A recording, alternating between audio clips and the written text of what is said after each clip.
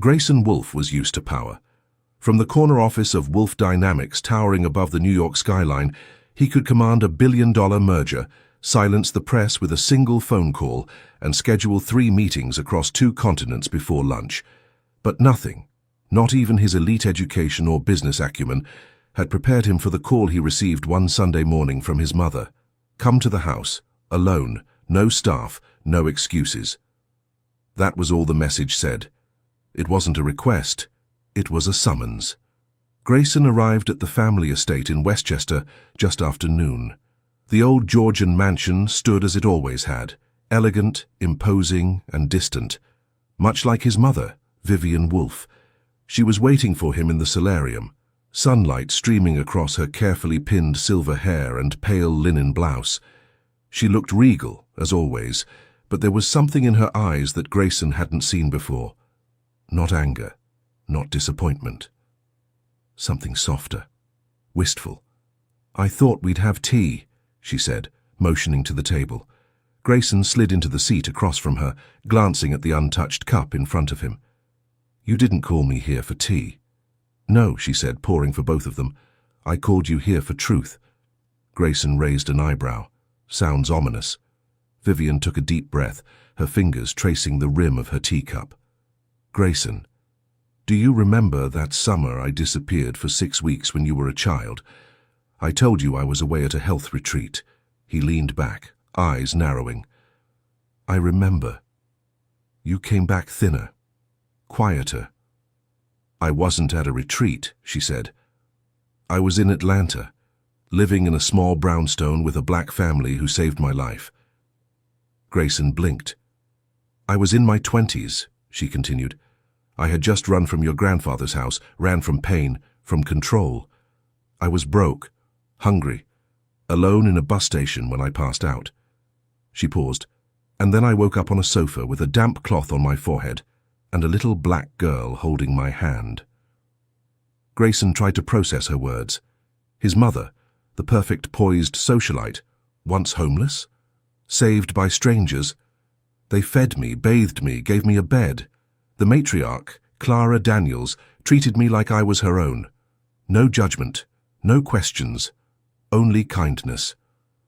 "I don't understand," he muttered. Vivian leaned forward. "You don't have to, but you need to listen. That family gave me more than shelter. They gave me humanity. It was Clara's granddaughter who used to sneak cookies into my pillowcase at night and read to me when I couldn't sleep." Vivian smiled, bright-eyed and bossy. She reminded me that love doesn't wear a color. It just is. Grayson's voice came out low. "Why are you telling me this now?" "Because I'm tired of watching you waste your heart," she said sharply. "You parade around with women who look perfect on your arm but never touch your soul. You don't trust anyone. You don't let anyone in." His jaw clenched. Vivian softened.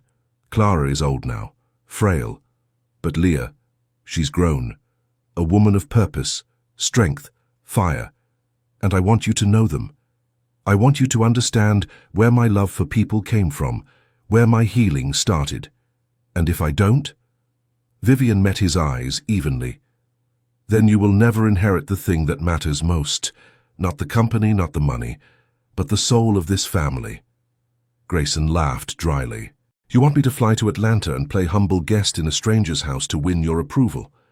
I want you to go there and meet the woman who helped raise me when no one else would. And I want you to meet Leah." "Why?" "Because," she said simply, "she might be the first woman who ever sees you for who you really are and loves you anyway." Grayson arrived in Atlanta 2 days later, unsure whether this was a pilgrimage or a punishment. The Daniels' home was nestled in a tree-lined street in a modest but cheerful neighborhood. The front yard had a swing, wind chimes, and a row of potted herbs on the porch railing. It smelled like fresh bread and lilac. He knocked once. The door swung open, and there she was. Leah Daniels, mid-30s.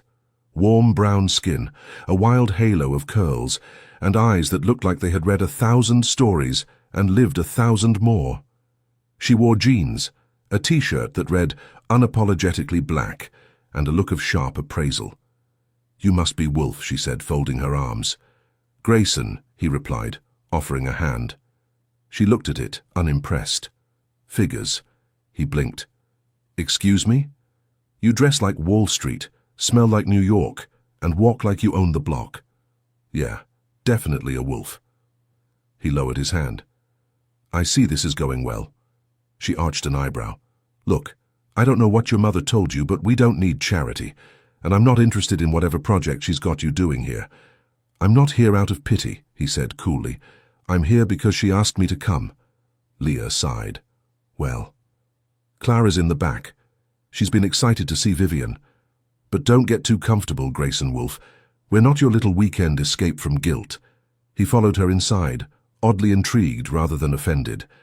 The house was filled with photos, smiling kids, faded graduation portraits, hand-painted art. It felt like life, messy, real, warm. Leah Daniels sat in a recliner, her hair white, her eyes clear as morning.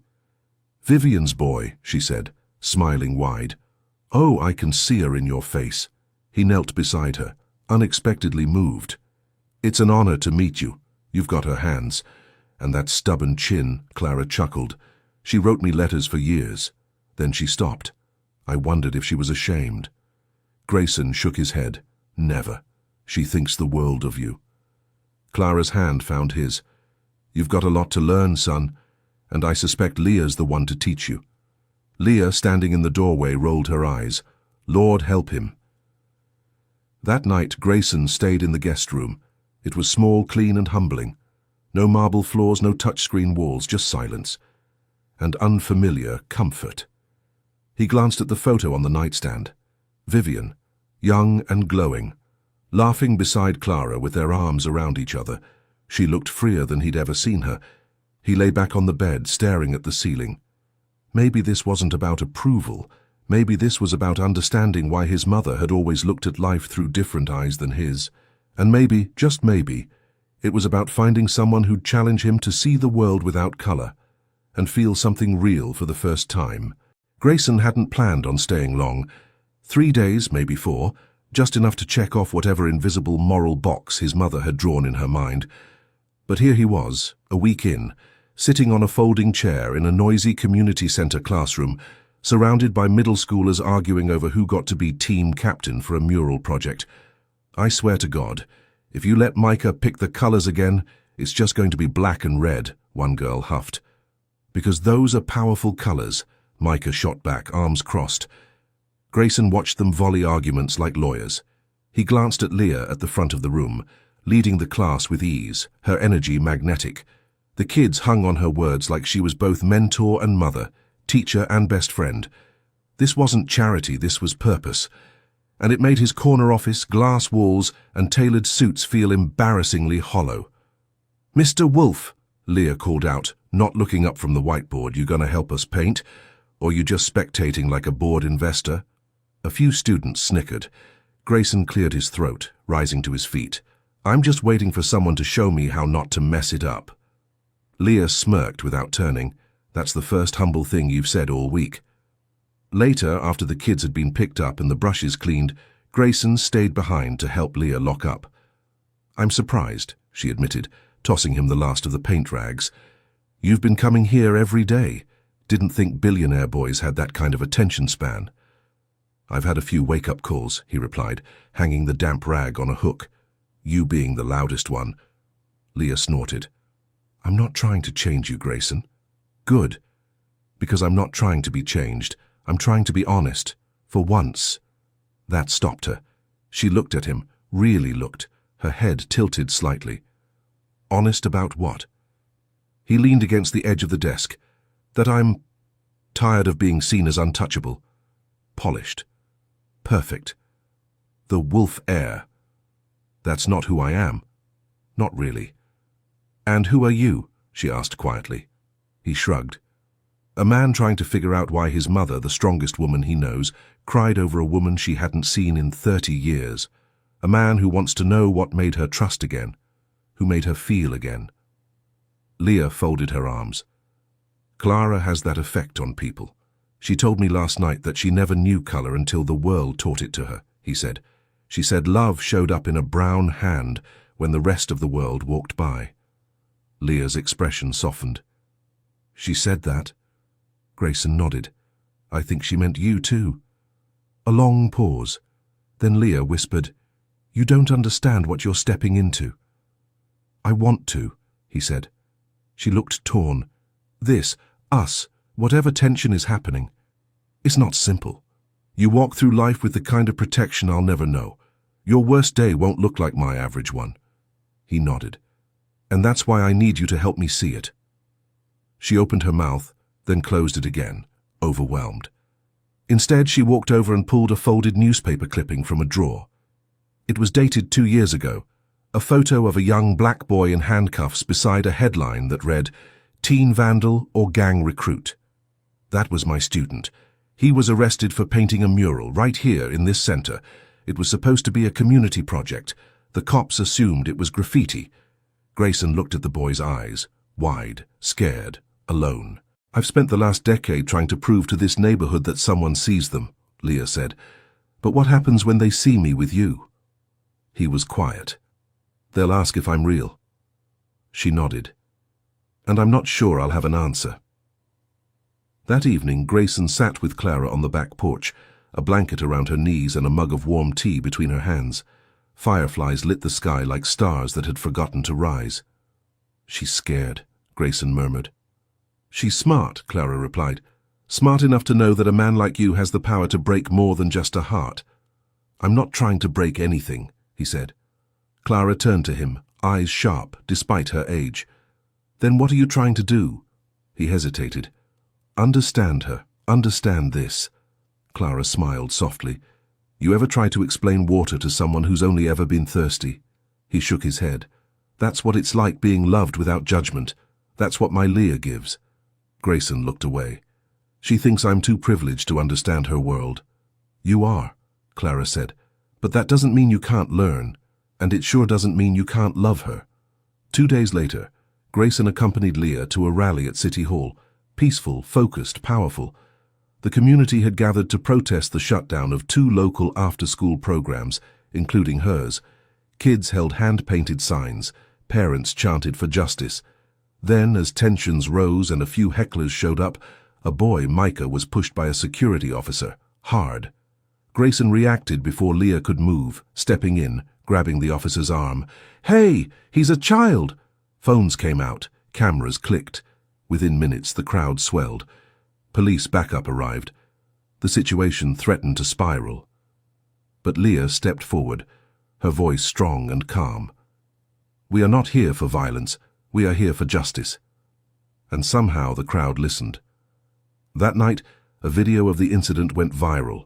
Grayson Wolfe, billionaire, defending a black child at a community protest.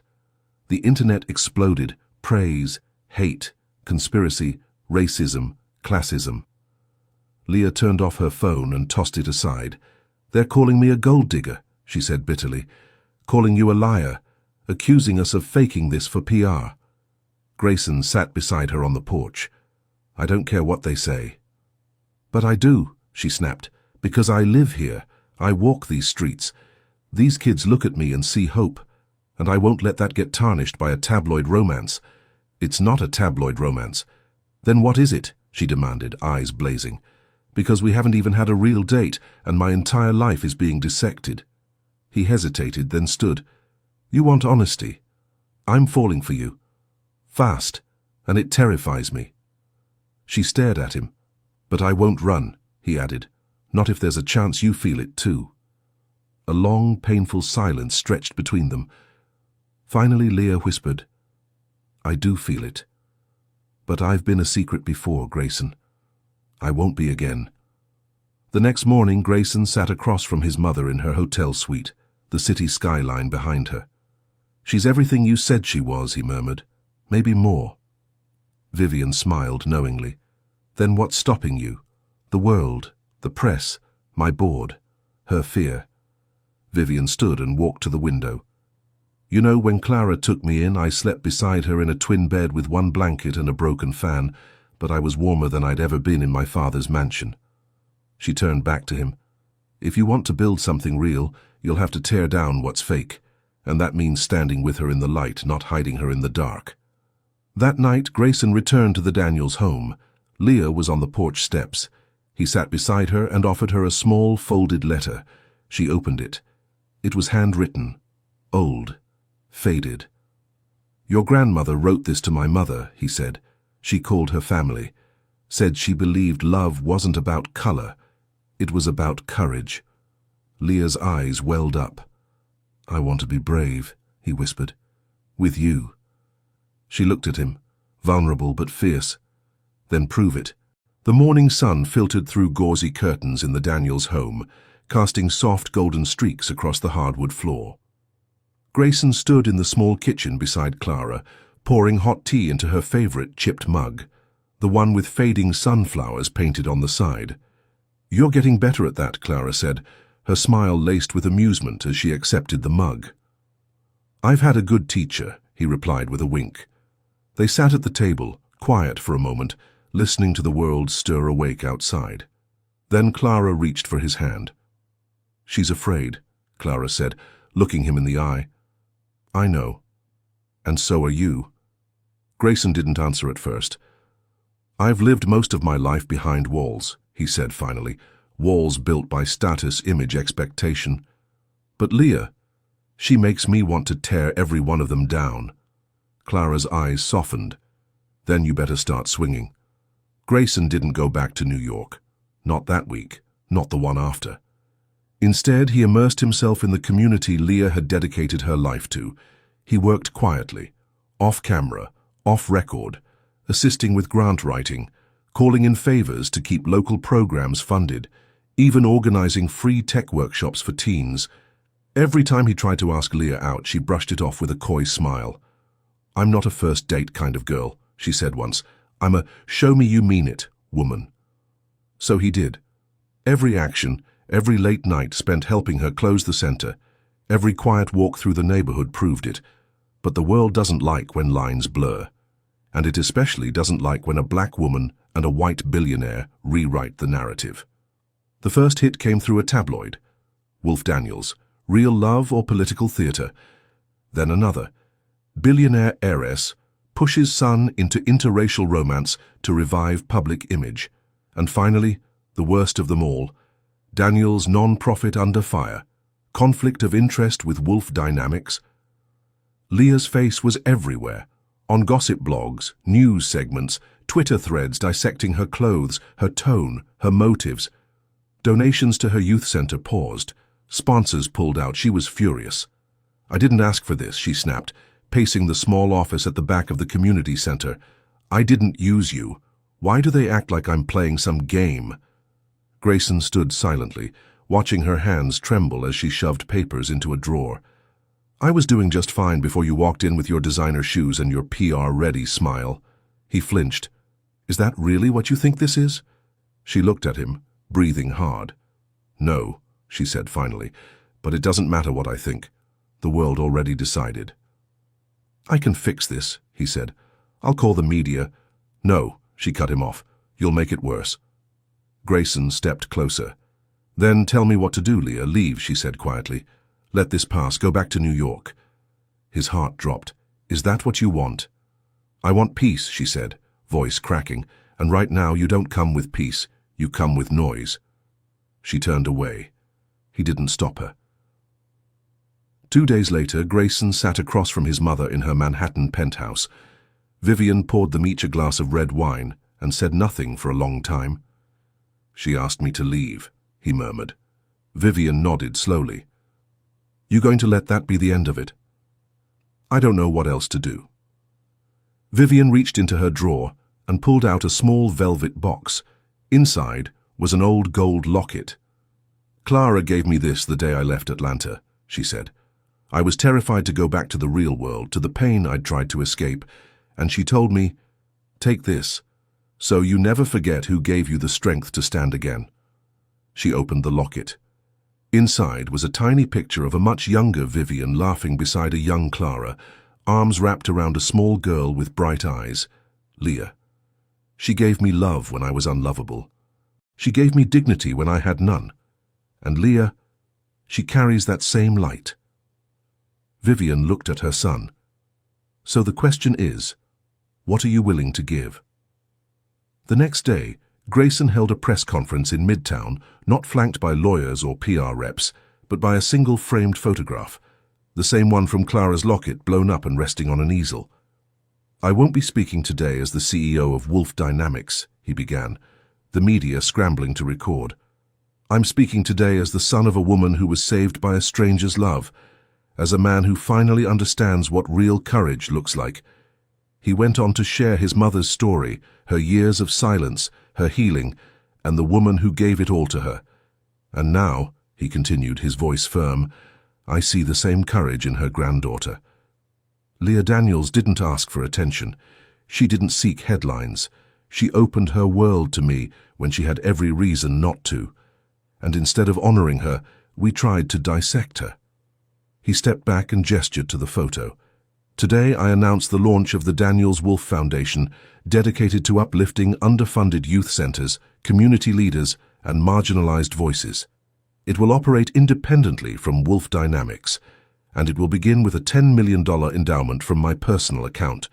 Gasps, flashes, questions shouted, but Grayson simply stepped down and walked out. Back in Atlanta, Leah watched the live stream on her office laptop. Her breath caught in her throat as she saw his face on screen, voice shaking but eyes unwavering. When he held up the locket photo, she cried. Not because of the money, not even because of the foundation, but because for the first time someone had chosen her, not in secret, not quietly, but publicly, boldly, with eyes wide open. Grayson arrived in Atlanta that evening. He didn't bring cameras. He didn't announce his return. He just walked to the porch of the Daniels house and knocked once. Leah opened the door, unsure whether to cry or punch him. "You could have told me," she whispered. "I wanted you to see it first, not hear it through gossip." She stepped aside, letting him in. He pulled something from his pocket. The gold locket. "She told me to give this to the woman who makes me feel the way she felt when Clara saved her. And I knew it belonged to you." Leah's fingers trembled as he placed it in her hand. "Grayson," she began. He took her hand. "My mother taught me that love has no color, but you taught me what it feels like. And now, I want to live it. With you." Leah looked up at him, eyes swimming. "I was so afraid," she said. "So was I," he whispered. She smiled through her tears. "Still am." He chuckled softly. "We'll be afraid together." Then she kissed him, gently at first, then with years of unspoken love between them.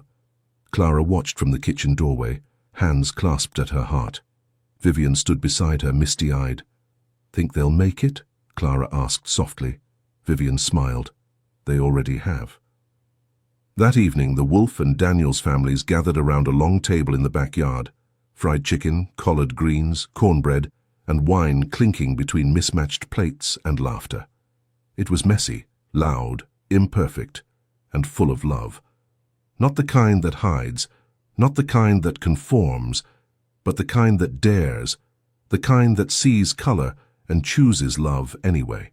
1 year later, sunlight bathed the Georgia porch in gold as a gentle spring breeze danced through the magnolia trees. Laughter rang from the backyard, where kids ran through sprinklers, their shrieks of joy blending with the melody of jazz humming from an old radio. The scent of grilled corn and smoky barbecue hung thick in the air, teasing taste buds and pulling smiles from everyone. Grayson Wolfe stood beside the grill, a linen shirt rolled up to his elbows, a dish rag tucked into his waistband.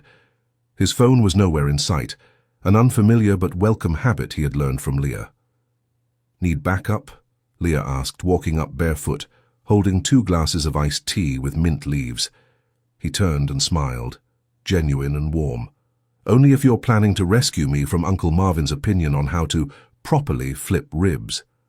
Leah chuckled, handing him a glass. "You survived a boardroom full of billionaires. I think you can handle one southern uncle with barbecue wisdom."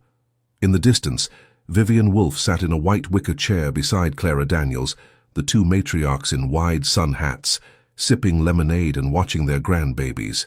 Leah's cousins and Vivian's honorary grandchildren, paint on canvas sheets spread across the lawn.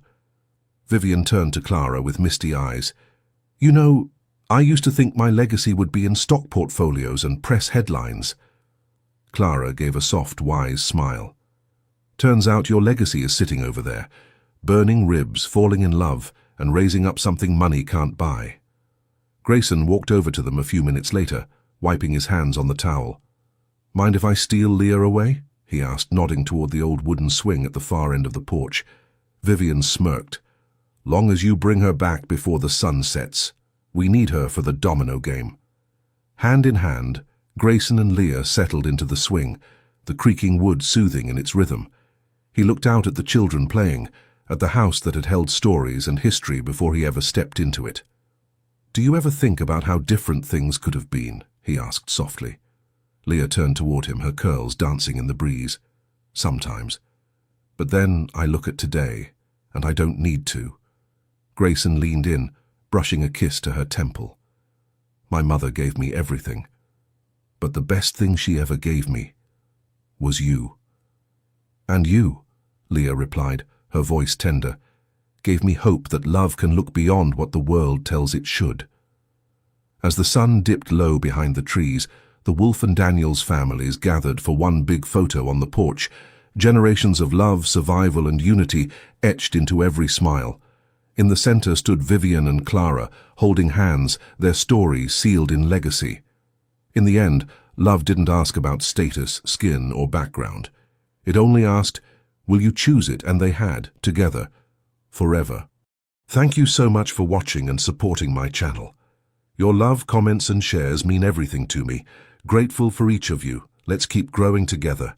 With love from Whisper